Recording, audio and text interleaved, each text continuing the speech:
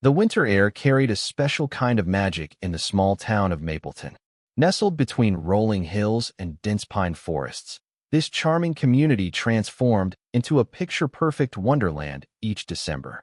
Snow dusted the Victorian-style buildings along Main Street, and twinkling lights adorned every lamppost and storefront. The kind of place where neighbors still knew each other by name, where the local bakery remembered your usual order, and where time seemed to slow down just enough to appreciate life's simple pleasures. It was in this idyllic setting that our story begins, where two souls would find each other in the most unexpected way. Liam Carson had lived in Mapleton his entire life. At 32, he had established himself as the town's resident artist, known for his breathtaking watercolor landscapes that captured the essence of their picturesque surroundings. His gallery occupied a small corner building with large windows that flooded the space with natural light, perfect for creating his delicate paintings. Despite his artistic success, Liam was inherently shy, preferring the company of his canvases to crowded social gatherings. Winter was his favorite season, not just for the pristine landscapes it provided for his art, but for the excuse it gave him to wrap himself in layers, creating a physical barrier between himself and the world. His most treasured possession was a hand-knitted blue and gray scarf, crafted by his grandmother before she passed away 5 years ago. Ethan Miller, by contrast, was new to Mapleton, having arrived just 3 weeks before the first snowfall. At 34, he carried himself with an easy confidence that drew people in, his smile quick and his laughter even quicker. He'd rented the apartment above the local bookstore and had already charmed half the town with his witty conversation and genuine interest in their lives. But behind his outgoing demeanor lay a mysterious past that he carefully avoided discussing. When asked what brought him to Mapleton, he would simply say he was looking for a change of scenery, his eyes momentarily clouding before his smile returned. Ethan embraced the winter with childlike enthusiasm, as though experiencing snow for the first time, despite having grown up in Colorado. For Liam, the struggle wasn't just with the cold weather but with the walls he'd built around his heart. After a relationship that ended painfully 3 years ago, he'd retreated further into his art, finding solace in the one thing that never disappointed him. His closest friend, Emma, the owner of the local coffee shop, had been trying to coax him back into the social scene for months. "You can't paint your way through life," she would say, sliding his favorite cinnamon latte across the counter. "Art needs inspiration, and inspiration comes from living." Liam would smile politely, knowing she was right, but unsure how to dismantle the protective barriers he'd so carefully constructed. The annual Winter Wonderland Festival was Mapleton's crown jewel of seasonal celebrations. The town square transformed into a magical space filled with vendor booths selling everything from handcrafted ornaments to warm apple cider. Ice sculptures glistened in the winter sun, and children built snowmen in the park. The festival had been a tradition for over 50 years, drawing visitors from neighboring towns and creating a sense of community that defined Mapleton's spirit. Liam usually avoided the festival's opening night, preferring to visit during quieter afternoon hours. But this year, Emma had practically dragged him there, insisting he needed to mingle with actual humans instead of paint tubes. Reluctantly bundled in his warmest coat and his grandmother's scarf wrapped securely around his neck, Liam found himself standing in line at Mabel's hot cocoa stand, famous for her secret recipe that included a hint of cinnamon and nutmeg. "I heard this cocoa is worth risking frostbite for," a voice behind him said, "though I'm beginning to question my life choices as I lose feeling in my toes." Liam turned to find himself face to face with a man whose smile seemed to radiate more warmth than the nearby fire pits. He recognized him as the newcomer who'd moved into the apartment above Riverside Books. "It is," Liam replied, surprising himself with his willingness to engage. "Mabel won't reveal her recipe, but local legend says it contains actual magic." The stranger laughed, a rich sound that somehow cut through the festival's ambient noise. "I'm Ethan, by the way, relatively new to town and severely underprepared for this level of cold." He gestured to his light jacket, which was clearly designed for style rather than warmth. "Liam," he responded, unwinding his scarf slightly as they moved closer to the front of the line. "And yes, Mapleton winters don't mess around. You might want to invest in better gear." Their conversation flowed with unexpected ease as they waited. Ethan asked about Liam's favorite spots in town, and Liam found himself offering recommendations with enthusiasm he hadn't felt in years. By the time they reached the front of the line, Liam had learned that Ethan was a freelance travel writer who had decided to settle in one place for a while to work on a book. As they received their steaming cups of cocoa, a particularly strong gust of wind swept through the square, causing Ethan to shiver visibly. Without thinking, Liam unwrapped his beloved scarf and held it out. "Here, borrow this before you freeze." Ethan looked genuinely touched by the gesture. "Are you sure? I don't want to leave you scarfless in this Arctic tundra you call home." "I'm used to it," Liam shrugged, though the cold immediately bit at his exposed neck. With a grateful smile, Ethan accepted the scarf, wrapping it around his neck. "This is possibly the kindest thing a stranger has done for me in years," he said, his eyes meeting Liam's with an intensity that made Liam look away first. "Though I hope we won't remain strangers for long." That simple exchange marked the beginning of something neither man could have anticipated. The scarf, with its soft yarn and faded blue and gray pattern, became an unexpected bond between them, a physical representation of the warmth that was growing between two people who had yet to discover how much they needed each other. Over the next few weeks, Liam and Ethan's paths crossed with increasing frequency. What began as coincidental meetings at Emma's coffee shop evolved into deliberate arrangements to explore the town together. Ethan, eager to discover all of Mapleton's hidden treasures for his writing, proved to be the perfect audience for Liam's intimate knowledge of the town's history and secret spots. Liam showed Ethan the hidden viewpoint above Miller's Creek that offered the most spectacular sunrise views, perfect for a writer seeking inspiration.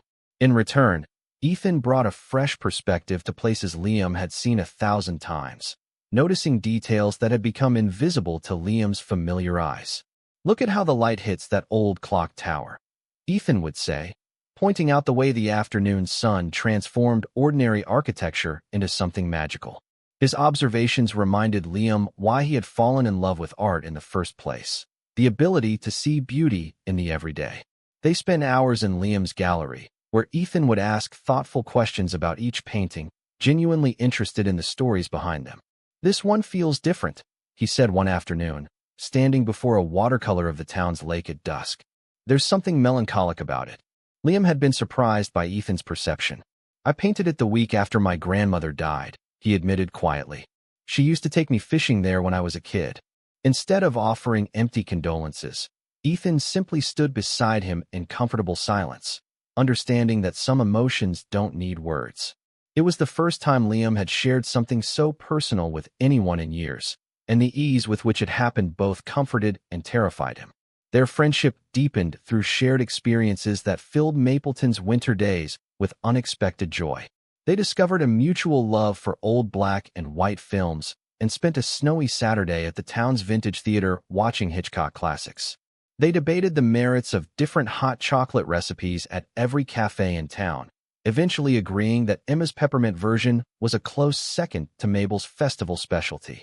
They even braved the town's ice skating rink, where Liam's natural grace contrasted sharply with Ethan's enthusiastic but uncoordinated attempts. "I thought travel writers were supposed to be good at everything," Liam teased as he helped Ethan up from his fourth fall. "I specialize in activities that don't involve potential concussions," Ethan laughed, gripping Liam's hand perhaps a moment longer than necessary. "Besides, I'm giving you the gift of feeling superior in at least one area." Throughout these adventures, Ethan continued to wear Liam's scarf. What had started as a simple loan had somehow evolved into a shared possession, passing between them depending on who seemed colder or who had forgotten their gloves that day.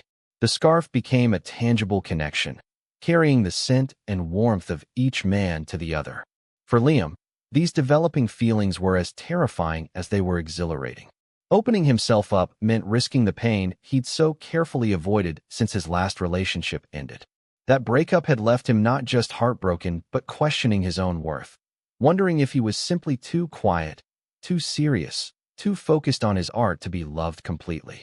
He'd retreated into himself, using his introversion as a shield rather than simply a part of who he was. Ethan, too, carried his own reservations beneath his outgoing exterior. In their growing closeness, he had shared fragments of his past, a demanding career in New York that had consumed him, a relationship that had ended when his partner couldn't understand his desire for something more meaningful than success, his decision to leave everything behind and start fresh. But Liam sensed there were deeper stories Ethan wasn't yet ready to tell, pain that occasionally shadowed his expressive eyes before he blinked it away.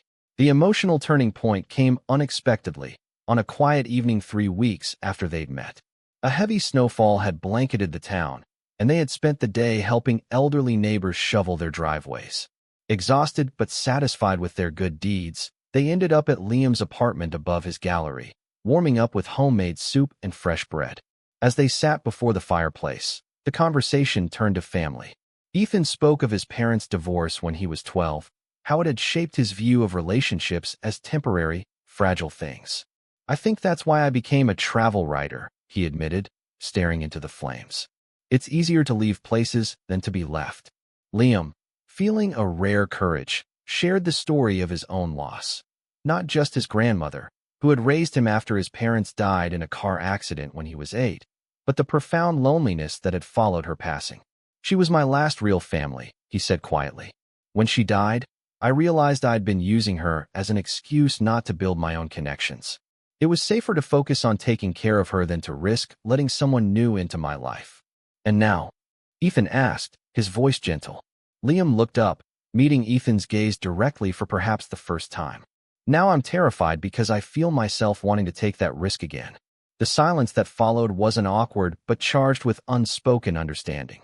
Ethan reached for the scarf that lay between them on the couch, the scarf that had started it all. Slowly, deliberately, he wrapped one end around Liam's neck, then the other around his own, bringing them physically closer. "Sometimes," Ethan said softly, "the things that terrify us are exactly what we need." In that moment, with the scarf connecting them like a physical manifestation of the bond that had been growing between them, Liam felt both the most vulnerable and the most secure he had in years. Ethan's face was inches from his own, close enough to see the flecks of gold in his brown eyes, to feel his warm breath. The tension between them was palpable, the desire to move closer battling with the fear of what might happen if they did. It was Ethan who finally closed the distance, pressing his lips gently against Liam's in a kiss that felt like both a question and an answer. Liam responded with a hesitancy that quickly gave way to certainty, his hand finding the back of Ethan's neck, drawing him closer. When they finally pulled apart, both slightly breathless, Ethan smiled that radiant smile that had first caught Liam's attention. "I've been wanting to do that since you handed me this scarf," he confessed. "I've been wanting you to," Liam admitted, surprising himself with his honesty. That night marked a shift in their relationship, the crossing of a threshold from friendship into something deeper. The following weeks were filled with the sweet discovery of new love, holding hands as they walked through town, stealing kisses in the back row of the bookstore, learning the contours of each other's bodies and hearts. The scarf became a playful prop in their romance, sometimes used to pull the other closer for a kiss, sometimes shared on cold walks through the snow-covered town. But as their connection deepened, so too did the challenges they faced. Ethan received an offer to write a feature for a prestigious travel magazine, an opportunity that would require him to spend 2 months in Europe. The timing couldn't have been worse, coming just as their relationship was blossoming. "It's an amazing opportunity," Liam said when Ethan told him, fighting to keep the disappointment from his voice. "You should take it." "I don't have to," Ethan replied, searching Liam's face. "I could stay here, find other writing work." "No," Liam insisted, "this is your dream. I would never ask you to give that up." But beneath his supportive words lay a growing fear. Wasn't this exactly what had happened before? People always left. His parents, his grandmother, his ex. Everyone he loved eventually disappeared. How could he believe Ethan would be different? The night before Ethan was scheduled to leave, they sat on a bench in the town square, the same spot where they had first met at the festival. The scarf was wrapped around both their necks, binding them together in the cold February air. "I'll be back," Ethan promised, his fingers intertwined with Liam's. 2 months will go by before you know it." Liam nodded, unable to express the doubt that was consuming him. Instead, he said, "You should take the scarf with you. It'll keep you warm in those European winters." Ethan studied him for a long moment. "That's not why you want me to take it, though, is it?" Liam looked away, caught in his transparent attempt at casual detachment. What do you mean? You're giving me something important to you, so I have a reason to come back, Ethan said gently, as if I need any reason beyond you. The perceptiveness of Ethan's observation broke something open in Liam.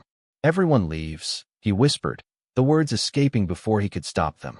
My parents didn't mean to, but they did. My grandmother fought to stay as long as she could, but in the end, she left too. Even Mark, he promised he loved my quiet life, my dedication to art, but eventually he decided it wasn't enough. I wasn't enough.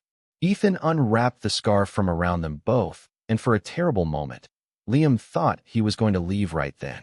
Instead, Ethan carefully rewrapped it, this time looping it around both their necks more securely, drawing them even closer together.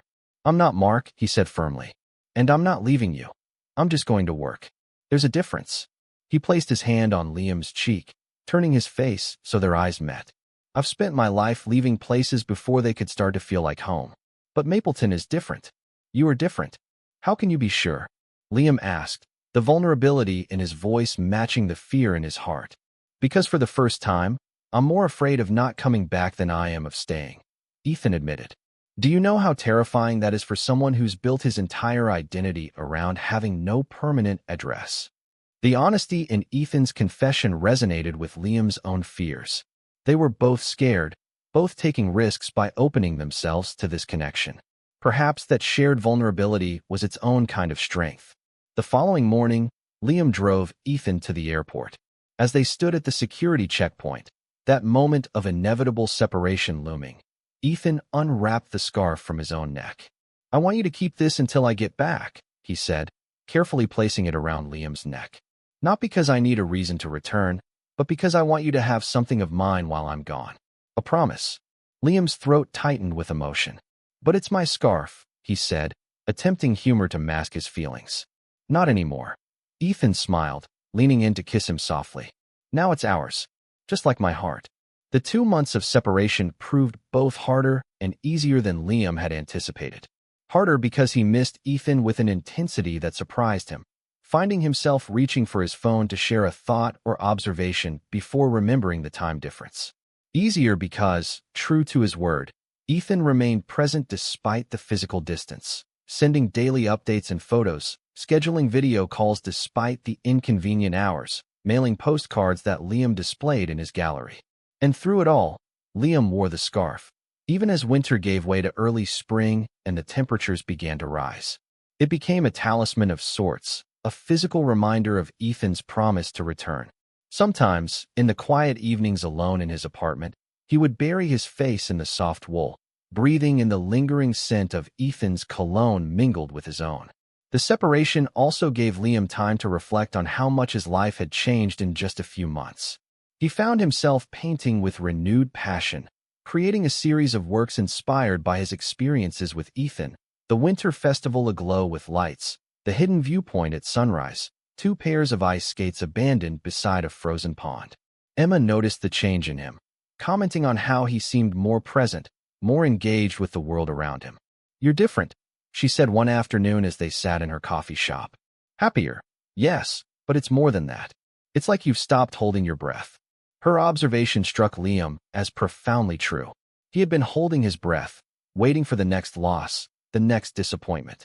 Loving Ethan, and believing in his love in return, meant finally exhaling, finally trusting that not every relationship was destined to end in pain. When the day of Ethan's return finally arrived, Liam waited anxiously at the airport arrival gate, the scarf wrapped around his neck despite the mild spring temperature. As passengers began streaming through the doors, he searched each face, his heart racing with anticipation and a lingering trace of fear. What if something had changed? What if the distance had cooled Ethan's feelings? What if? And then Ethan was there, his face breaking into that radiant smile that had first captivated Liam months ago. He dropped his bags and crossed the remaining distance between them in quick strides, wrapping Liam in an embrace so tight it lifted him slightly off the ground. I missed you, Ethan whispered against his neck. Every single day. Liam pulled back just enough to look into Ethan's eyes, finding in them the same warmth and affection he remembered. I missed you too, he said, his voice thick with emotion. More than I knew was possible. Ethan's gaze dropped to the scarf around Liam's neck, and his smile softened. You kept your promise. So did you, Liam replied simply. You came back. That night, as they lay together in Liam's bed, reconnecting in all the ways they had missed, Ethan propped himself up on one elbow, his expression suddenly serious. I need to tell you something, he said, tracing Liam's jawline with his finger. Something I should have told you before I left. Liam felt a momentary panic, his old fears surging back. What is it? The magazine has offered me a permanent position, Ethan said. They were impressed with my work in Europe. Liam's heart sank. Here it was, the beginning of the end he had feared all along. That's wonderful, he managed, trying to sound sincere. Congratulations. When do you leave? That's just it, Ethan continued, his eyes never leaving Liam's face.